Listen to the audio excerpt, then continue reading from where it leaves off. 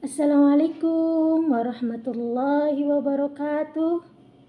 Kembali lagi bersama saya Niti Jaya di channel Albidini.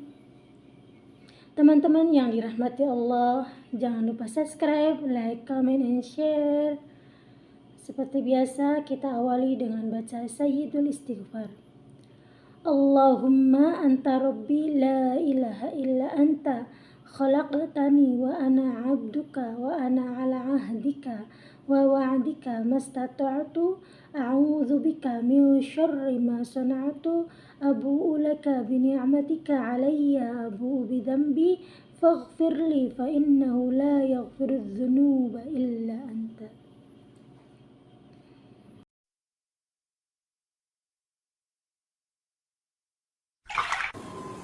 Silakan. Assalamualaikum.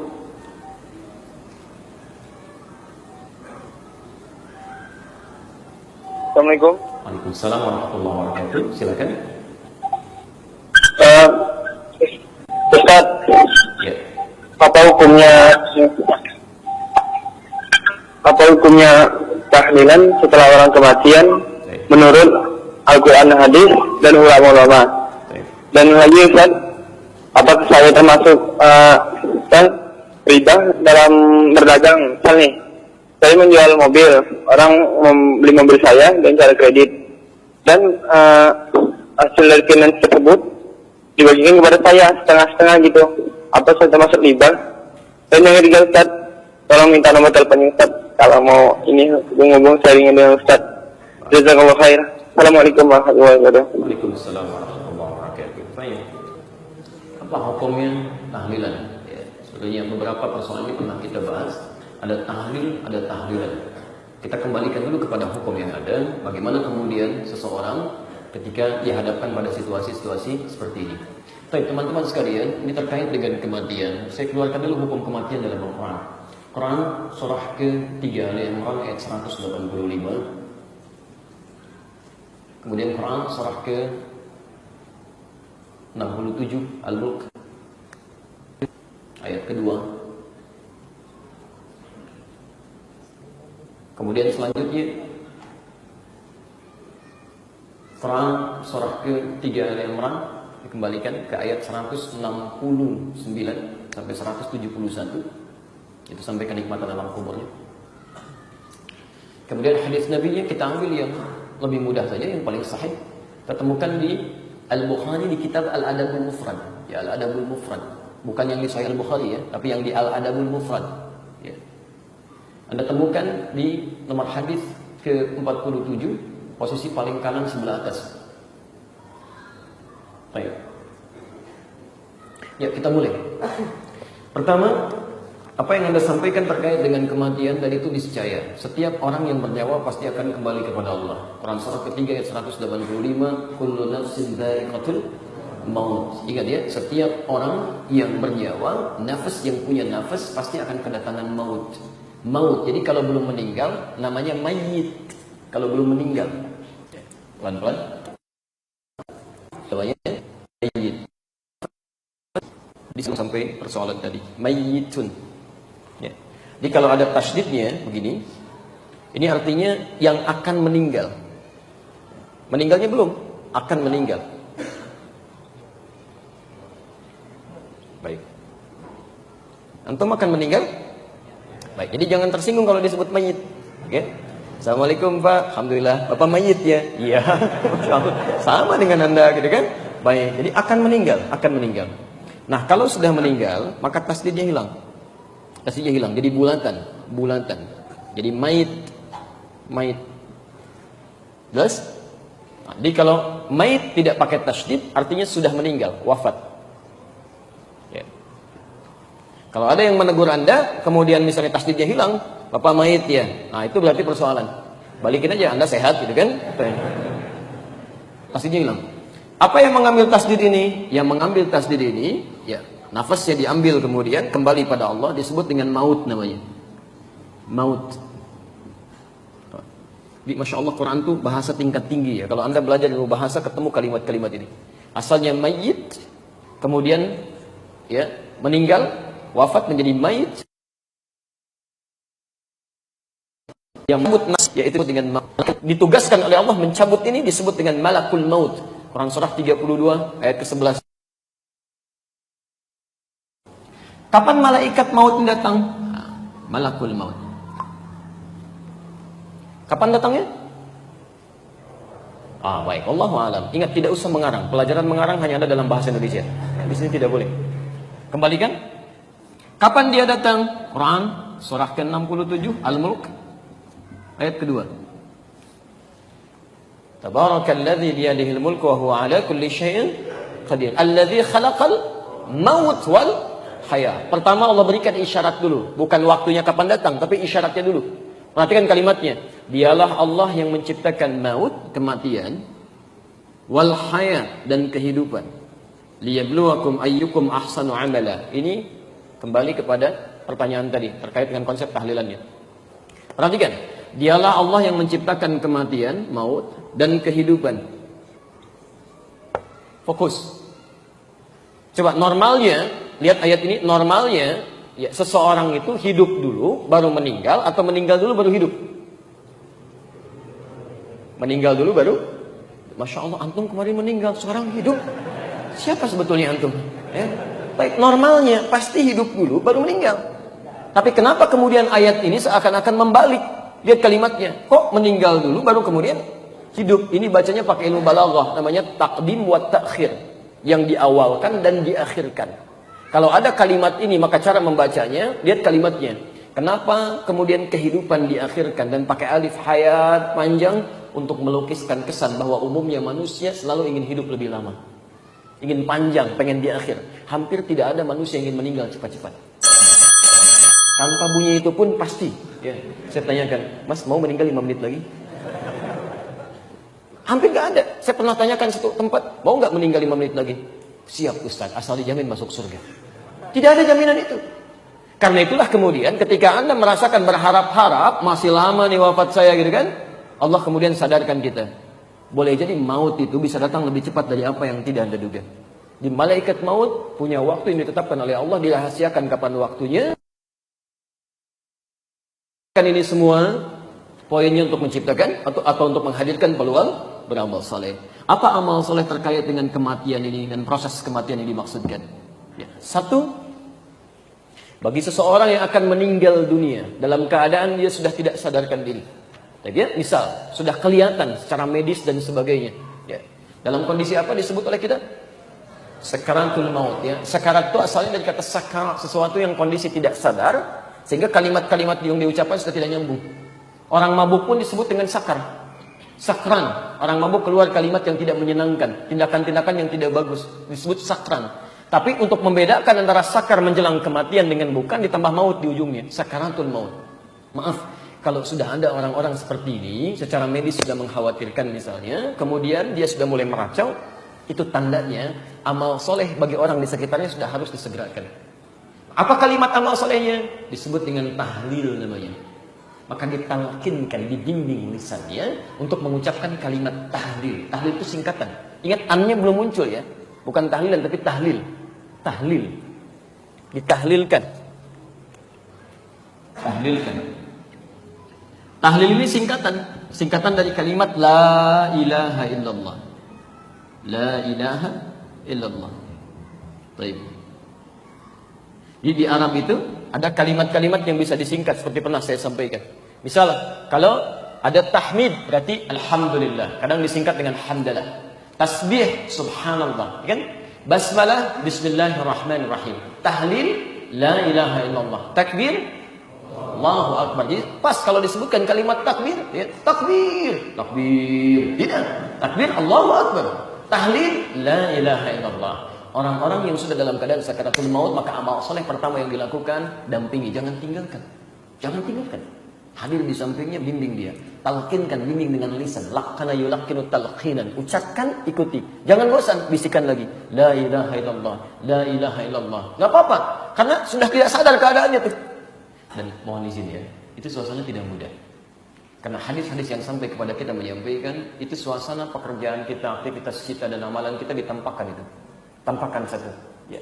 Karena itu orang-orang yang biasa baik amalannya baik, maka tenang jiwanya, nyantai, tenang. Dan panggilan pulangnya pun tenang.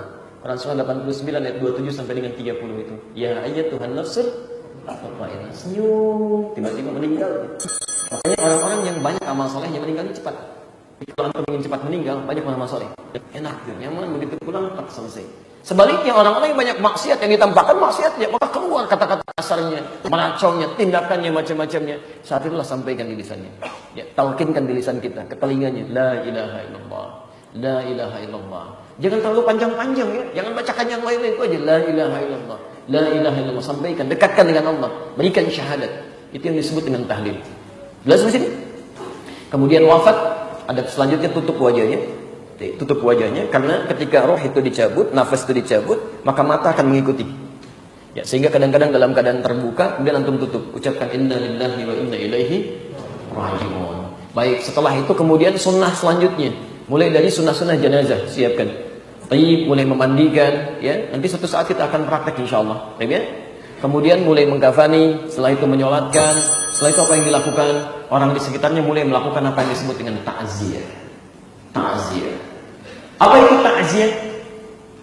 Dari kata azza, ya'izzu ta'ziyatan. Azza itu artinya mengangkat, meninggikan, ya, menopang, menaikkan. Taib. Allah punya sifat azza wa jalla, yang tinggi tidak akan pernah berkurang. Yang tinggi tidak akan pernah berkurang. Kalau dikaitkan dengan makhluk tidak ada kata azza ini, yang ada ta'ziyah, usaha untuk menaikkan, mengangkat. Nah, kalau ada seseorang sudah meninggal kemudian dia dimakamkan selesai seluruhnya, maka sunnah nabinya seperti pernah terjadi pada Ja'far, ya, radhiyallahu taala anhu. Kata Nabi, datang ke rumahnya, lihat keluarganya, lihat apakah dia memerlukan sesuatu, lihat keadaan dapurnya, bantu mereka dan sebagainya. Jadi sunnah pertama, ketika Anda datang ke tempat orang-orang yang meninggal, takziah yang dimaksudkan bukan melayat, tapi Anda angkat kembali barangkali moral yang sedang turun itu. Ada yang menangis, Anda datang ke situ, angkat lagi. Ya, jangan bersedih saudariku. Ya, kamu merasa kehilangan, tapi sediakan amalan. Insya Allah bertemu lagi. Seakan-akan merasa hilang satu, kami datang 1000 orang di sini menjadi bagian dari keluargamu. Itu takziah. Angkat supaya dia nggak turun. Kesabarannya terangkat, motivasinya terangkat, ajak dia, tutupi kebutuhannya. Itu sunnahnya. Itu yang disebut dengan takziah namanya. Dan kadang-kadang awas ya, hati-hati. Orang sudah kuat, tegar, tiba-tiba antum datang lagi nangis. Peluk lagi gitu kan. Orang sudah naik, kenapa antum turunkan? Itu bukan takziah namanya. Yang kena musibahnya aja sabar, tiba-tiba antum datang membuat orang turun lagi. Itu bukan takziah.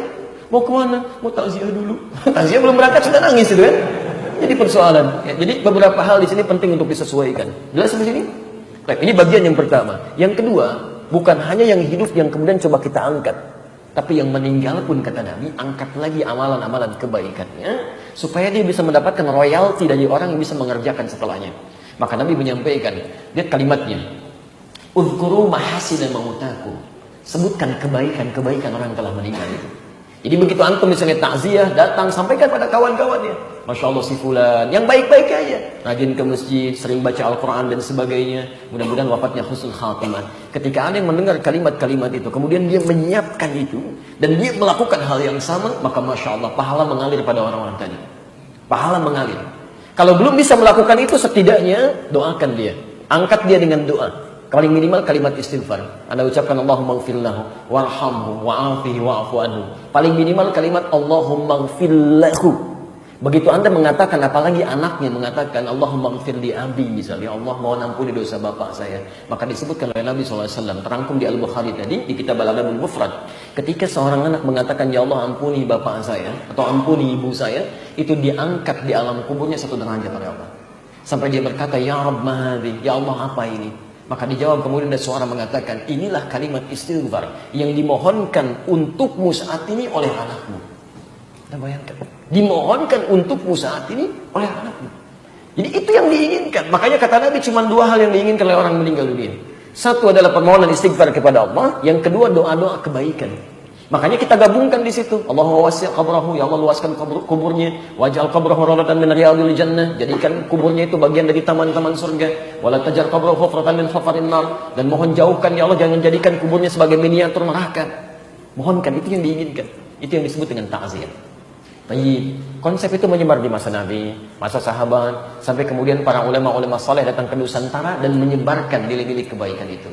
Singkat cerita, kisahnya dimulai pada saat ada pertemuan di Ampel Denta di wilayah Surabaya, yang pada saat itu dipimpin kemudian oleh Sunan Giri masanya. Taib, ada penyampaian-penyampaian terkhusus dari Raden Rahmat yang dikenal dengan Sunan Kalijaga, yang kemudian ada di daerah Kadiwungu sekarang daerahnya, Semarang ke arah Demak ya. Begitu Anda lurus ada patahan ke kanan dan lurus, Anda lurus saja nanti ada belokan ke arah kanan, itu ada tulisan di situ. Baik, kemudian beliau mengajukan satu situasi yang terjadi di wilayah dakwah beliau. Wilayah dakwah beliau menyampaikan bahwa masyarakat di sini punya kebiasaan. Kalau ada yang meninggal dunia, maaf ya, yang terjadi pesta-pesta. Ada yang makan, ada yang minum, ada yang mabuk-mabuk dan sebagainya. Maka dia lakukan selama 7 hari. Setelah itu kumpul lagi, ada 40 hari dan seterusnya. Itu masyarakat sekitarannya mengajukan kepada pertemuan pada saat itu di Dewan Wali, bagaimana caranya supaya ini bisa berubah. Maka beliau mengajukan, ya, salah satu caranya kata beliau, saya akan merubah isinya. Karena merubah itu sekaligus tidak mungkin dilakukan. Jadi kalau dilarang sekaligus, maka Islam akan ditinggalkan, dakwah sulit masuk. Beliau survei dulu tuh, ya. Maka di situ kemudian tidak disetujui. Kata Sunan Giri, jangan lakukan, ya, jangan lakukan. Khawatir kemudian itu dianggap sebagai bagian dari agama. Maksud Sunan Kalijaga itu tetap berlangsung 7 hari itu, 40 hari itu, tapi isinya dirubah dengan kalimat-kalimat tahlil. Ya Allahu Akbar, la ilaha illallah, kalimat-kalimat tahmid. Dipopulerkan istilah dengan tahlilan untuk membedakan dengan tahlil yang pertama. Tahlilan diisi dengan kalimat la ilaha illallah. Cuman waktunya tidak dirubah. Mereka kumpul, isi daripada mabuk baca kalimat ini, sampaikan kebaikan-kebaikan dan sebagainya. Itu ternyata kemudian tidak disetujui awalnya, tapi kemudian dimunculkan dalih di situ. Kalau kita tidak lakukan dengan ini, maka kemudian mereka akan sulit menerima Islam. Apa dalilnya? Dikiaskan kemudian pada peristiwa pelarangan khamar, miras santika di zaman Nabi. Jadi khamar, ya, khamar minuman keras saat dilarang di zaman Nabi.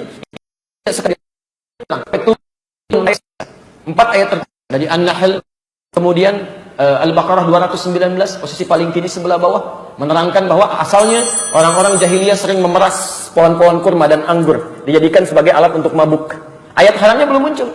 Setelah itu muncul lagi yang kedua, ya, dijelaskan bahwa mabuk-mabukan itu, minum khamar itu, terasa manfaatnya ada sedikit, tapi banyak sekali hal yang mengandung dosa di situ. Manfaatnya bagi yang mabuk aja kerasa rasanya enak, tapi sebaliknya kata Quran, banyak dosa yang bisa muncul dari peristiwa itu. Itsmuhuma kabirun, ya. Baik. Apa yang terjadi setelah itu? Pelarangan belum muncul. Maka tiba-tiba ada orang yang biasa minum, tiba-tiba mimpin sholat, jadi imam. Jadi sebelum sholat minum dulu, begitu sholat mimpin baca al-kafirun, nggak selesai. Ya al-kafirun, la abudu ma ta'budun, nggak beres-beres di situ.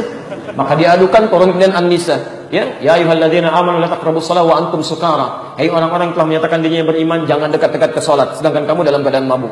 Umar bertanya pada Rasulullah, ya Rasulullah, apa nggak diturunkan langsung aja satu ayat yang mengharamkan kemudian khamar ini?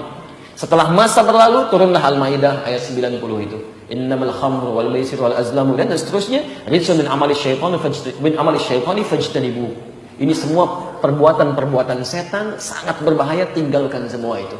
Maka turunlah seketika kemudian perintah larangan untuk minum khamar dan turunan perbuatan sejenisnya. Kapan itu turun? Setelah beberapa masa. Ditanya pada Sayyidah Aisyah, ya, setelah Nabi wafat, kenapa ayat khamar nggak langsung diturunkan? Jawab Sayyidah Aisyah, kalau ayat seketika turun, maka tidak akan ada orang yang bisa menerima Islam pada saat itu. Karena luar biasa lekatnya dengan itu, jadi candu dalam kehidupan. Makanya turun bertahap. Ini yang dikiaskan oleh Sunan Kalijaga pada saat itu untuk bisa menyampaikan maksud yang tadi dilukiskan dengan konsep tahlilan tadi. Maka didiamkanlah pada saat itu argumen yang dimaksudkan, sedangkan diam dalam kaidah fikih alamatun na'am, tanda setuju. Maka kembalilah beliau praktekkan, tapi sebelum dipraktekkan beliau sampaikan, kalau dikhawatirkan biarkan nanti anak cucu kita yang meluruskan ini. Jadi menyempurnakan maksudnya. Jadi beliau memulai, anak cucunya yang diharapkan bisa menyempurnakan itu. Tapi kemudian disampaikan, terjadilah proses itu. Ketika disampaikan itulah kemudian beliau beristihad, ya, sebelum sempat disempurnakan datanglah penjajah. Ada yang masuk lewat Selat Malaka Portugis tahun 1511, ada VOC nyusul dan sebagainya. Terputuslah dakwah karena kesibukan melawan penjajah pada saat itu. Jadi terbiasalah kemudian menjadi tradisi sampai dengan kekinian. Apa yang diistihadkan oleh Sunan Kalijaga di masa itu bisa dibenarkan secara hukum karena orang-orangnya belum tahu. Tapi bagi orang-orang yang telah tahu hukumnya dengan takziah, maka tidak ada alasan untuk tidak mempraktekkan takziah. Takziah yang diinginkan itu yang didiamkan. Jelas di sini? Karena praktek ini dikhususkan dulu bagi hukum tertentu yang belum tahu hukumnya. Jadi kalau orang yang sudah tahu hukumnya, cukup kerjakan takziah saja, tidak perlu mengerjakan yang tadi. Karena itu hukum darurat dalam keadaan tertentu. Jelas? Seperti antum dalam keadaan wudhu misalnya, menemukan air, airnya ada. Kemudian pada kondisi tertentu air tidak ada, maka apa yang dilakukan? Tayamum. Pakai apa? Bukan debu yang bersih, bersih sa'idan thayyiban. Sudah tayamum dan sebagainya, sudah sholat, antum jalan lagi, air ketemu misalnya dalam waktu sholat selanjutnya, apakah masih berlaku tayamum? Tidak. Kenapa? Baik, karena tayamum situasinya darurat, setelah airnya ada, tayamum ditinggalkan, wudunya yang digunakan. Jelas di sini? Diskusi bareng di masjid namanya Abdul Rauf As-Sinkili. Diskusi di situ, menemukan nasabnya. Setelah tahu, kita jalan lagi, berangkat lagi ke Pantura, bahkan dari selatan ke Jogja ke Pantura, sampai saya baru landing sebetulnya. Dari Lasem, dari Semarang ke Lampung, langsung ke sini, langsung live dengan teman-teman di sini. Dan kita telusuri, naik sampai ke Pasujudan Sunan Bonang, kita hitung tangganya sampai berapa, sampai ke atas. Penjaganya namanya Pak Abdul Wahid. Banyak orang keliru sampai di atas dengan di bawahnya. Itu kita temukan sampai situ. Ya, kita gali sampai kita ketemu ya beberapa sumbernya. Baik. Dan Allahu a'lam bissawab.